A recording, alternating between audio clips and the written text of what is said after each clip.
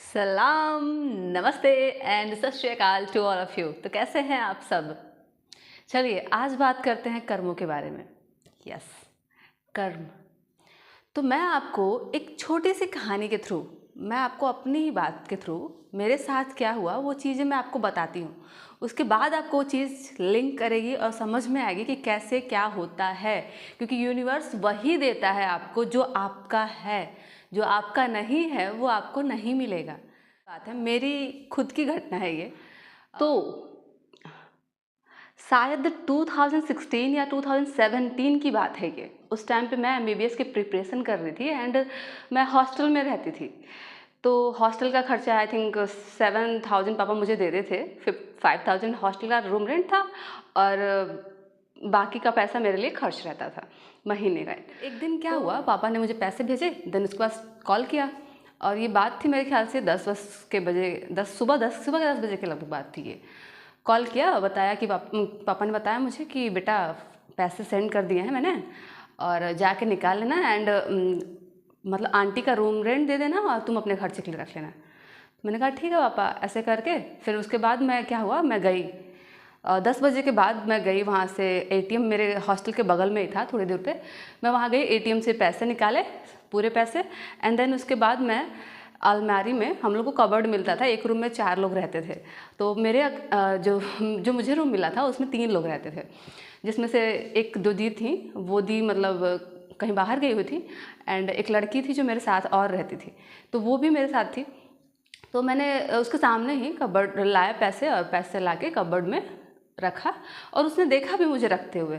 फिर मैं ध्यान नहीं दी, फिर रखा मैंने। उसके बाद कबर्ड लॉक किया। लॉक करके क्या होता था ना, अलमारी के ऊपर मैं पेपर लगाई थी अपने, तो उस पेपर के नीचे मैं अक्सर, डेली का मेरा काम था, मैं चाबी वहीं रख के फिर मैं अपना क्लास चली जाती थी। तो उस दिन भी यही हुआ। 10 बजे के समथिंग ये चीज़ें हुई सारी, 10:30 बजे तक, और 11 बजे मैं अपने क्लास के लिए चली गई। अब क्लास के लिए तो मैं चली गई, लॉक वॉक करके पैसे रख के सारे सब कुछ, कि शाम को आऊँगी तो आंटी का पैसा दे दूँगी, फिर उसके बाद सारी चीज़ें होंगी। तो ये सब करके मैं चली गई। अब मैं शाम को जब उधर से आई कॉलेज से, तो कॉलेज से आने के बाद शाम को मेरे ख्याल से मैं 5 के तकरीबन आई थी रूम पे। तो जैसे ही मैं रूम पे आ रही थी तो वो मैंने देखा कि वो जो मेरे साथ रूममेट थी, वो जिस टाइम पे मैंने पैसे निकाल के लाए थे, वो तैयार व्यार होके वो कहीं जा रही थी, बाहर जाने लगी। एंड देन मेरे से कहा कि वंदना, मैंने तुम्हारे लिए एक चिट रखी है वहाँ पे और पर्ची है, पढ़ लेना उसको और ज़्यादा परेशान मत होना, ठीक है? मैं आऊँगी तो तुमको सब कुछ बता दूँगी। अब वो सब, जब से उसने मेरे से ऐसे बात किया तो मैं थोड़ी देर के लिए कन्फ्यूज हो गई, ये कैसे क्या हो गया? और वैसे भी चिट मेरे लिए क्यों, मैं क्या करूँगी भाई? मैं ये सोच रही थी, मुझे क्या पता कि कुछ और बात है।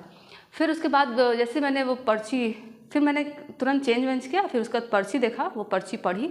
उस पर लिखा था कि वंदु तुम्हारे, मतलब उस पर्ची पे लिखा हुआ था कि वंदु तुम्हारे अकाउंट, तुम्हारे अलमीरा से अगर कुछ गायब हुआ होगा तो ज़्यादा चिंता मत करना, मैं आऊँगी शाम को तो बताऊँगी तुमको क्या हुआ है।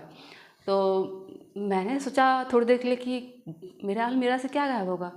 फिर मैंने तुरंत कबर्ड खोला एंड खोल के पूरा देखने लगी मैं कि क्या गायब हुआ है। सब कुछ देखे, कपड़े वपड़े हर एक चीज़ देखा मैंने, कुछ गायब नहीं दिखा मुझे।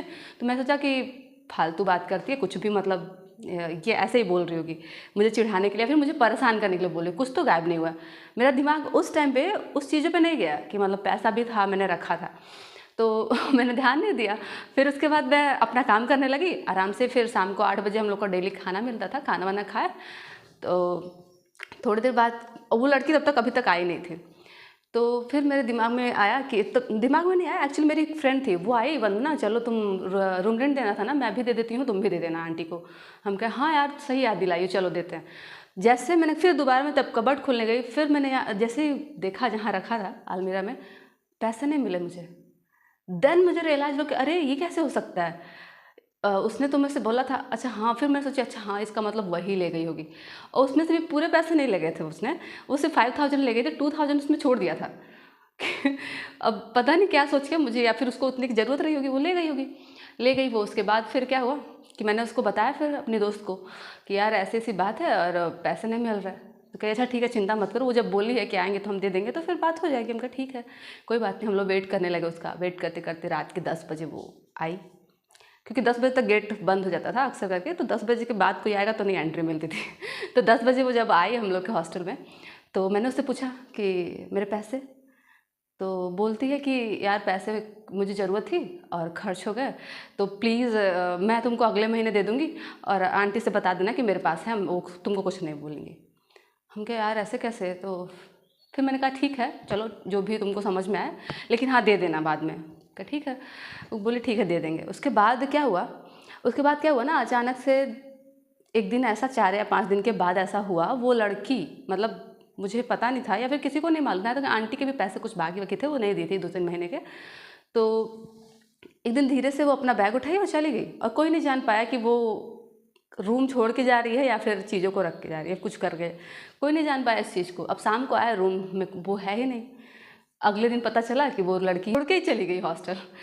अब मैं शॉक्ड एकदम, थोड़ी देर के लिए मेरा दिमाग काम नहीं किया, मैं क्या करूँ अभी, क्या करूँ अब, कैसे मतलब चीज़ें, और मैं कैसे मैनेज करूँगी आंटी का रूम मतलब रेंट वगैरह।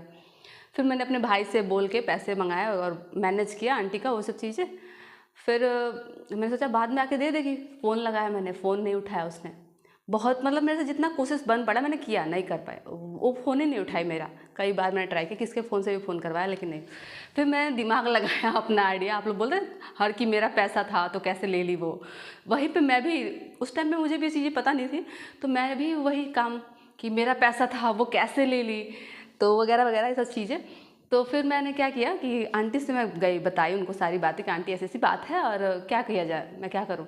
तो आंटी बोल रही मेरे से कि बेटा वो अपना मार्कशीट वगैरह मेरे पास रख के गई है 12th का या 10th का, तो तुम एक काम करो देख लो, तुमको जो बात करना हो। तो हम बोले आंटी से, आंटी एक बात बस इतना बोल दीजिएगा, उसका फ़ोन आएगा कि इतना बोल दीजिएगा कि मतलब तुम्हारा मार्कशीट वंदना लेके गई है और कोई बात होगा तो तुम देख लेना, वो देख लेगी। तो आंटी बोली, मैं आंटी भी अच्छी थी, तो उन्होंने बोला ठीक है बेटा तुम देख लेना और हम बोल देंगे अगर मेरे पास फ़ोन आएगा तो। मैंने कहा ठीक है आंटी। उसके बाद मैंने उसके पास फ़ोन किया, फ़ोन नहीं उठाई। फिर मैंने मैसेज किया कि देखो तुम्हारा मार्कशीट मेरे पास है, आंटी से मैंने ले लिया है और मैं उसको आज अगर मेरे पैसे मेरे पास वापस नहीं आया तो मैं उसे जला दूँगी, बाकी तुम्हारी मर्ज़ी, मैं फाड़ उड़ के फेंक दूँगी, मेरा उससे कोई लेना लाना है, तुमको अपना देखना। मैं मेरा स्वार्थ देखिए उस टाइम पे मैं क्या कर रही थी। मुझे ये दिमाग में उस टाइम पता ही नहीं था कि मतलब हाँ पैसा अपना दूसरे का नहीं होता है, सब सेटलमेंट होता है, मुझे नहीं मालूम था उस टाइम पे।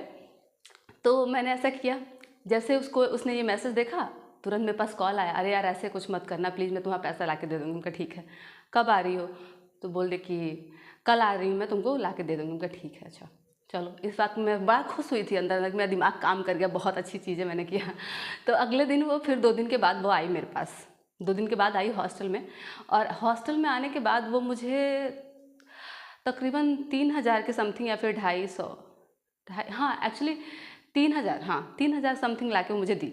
तो मैंने उससे बोला यार बाकी के 2,000, 5,000 तुम ले गई थी तो 3,000 दे रही हो, 2,000 बाकी। तो उसने कहा कि यार देखो बाकी के जो पैसे हैं वो तुम बाद में ले लेना मेरे से। तो हम क्या ठीक है। उसके बाद फिर वो मेरा मतलब मार्कशीट मेरे से ली, उसके बाद चली गई। फिर मैंने कहा ठीक है। फिर उसके बाद मैंने फिर उसको ज़्यादा चेज़ नहीं किया, पता नहीं मेरे दिमाग में क्या आया क्या नहीं आया, मैं भूल गई उस चीज़ को। 2017 की जो बात थी वो मैं भूल गई, छोड़ो यार जान दो। फिर उसके बाद मैं अपना काम में आगे चली गई, पढ़ाई वढ़ाई अपना, उसके बाद जॉब करना स्टार्ट हो गया। फिर उसके बाद क्या हुआ, एक दिन ये सब तो फिर जो होना था वो हो गया। उसके बाद 18, 2019, 2020 ये भी बीता, 21 कोविड गया 20 में, उसके बाद 21 आया, फिर 22, फिर 23 की बात लीजिए। इसके इतने दिन के बाद 23 में मैंने इन बीच में मैंने लैब टेक्नीशियन किया था। तो लैब टेक्नीशियन का फॉर्म आया था, तो मैंने सोचा कि फॉर्म भर देते हैं, मेरा सिलेक्शन तो पक्का है क्योंकि मैं लैब टेक्नीशियन मतलब लैब का सारी चीज़ें बहुत अच्छे से जानती थी और मैंने मतलब एक्सपीरियंस भी लिया हुआ था। तो मैं सोचा फॉर्म भर देते हैं। अब फिर क्या हुआ कि उस टाइम पे मैं घर पे आई हुई थी अपने, तो घर पे थी, तो मैंने वो जो फॉर्म भरते थे भैया, उनसे मैंने बोला कि भैया मेरा फॉर्म भरना था, और उसकी फ़ीस थी 2500, मतलब कि 2,500 रुपये तो मैंने उनसे कहा कि भैया मेरा फॉर्म भर दीजिएगा, और डेट निकल चुकी थी, 2 ही दिन का डेट बचा हुआ था। मैंने कहा भाई 2 दिन के अंदर जल्दी जल्दी कैसे करके भर दीजिएगा, हम आपको पैसे भिजवा देंगे। तो उन्होंने कहा ठीक है। उसके बाद जब वो फॉर्म भरने लगे तो फिल नहीं हो रहा था क्योंकि सर्वर डाउन, जानते ही हैं 2 दिन के पहले सर्वर डाउन तो हो ही जाता है। तो सर्वर डाउन था, तो उन्होंने मेरे से बोला कि यार वंदना आप थोड़े दिन रुक जाइए, अगर होगा तो भी आप मुझे पैसे भेजिएगा वरना मत भेजिएगा। तो मेरे मन में पता नहीं क्यों अचानक से आया कि पैसे दे देते हैं और कोई बात नहीं। फिर अंदर से ये आवाज़ भी आई कि पैसे मैं दे तो रही हूँ, पता नहीं ये मिलेगा कि नहीं मिलेगा।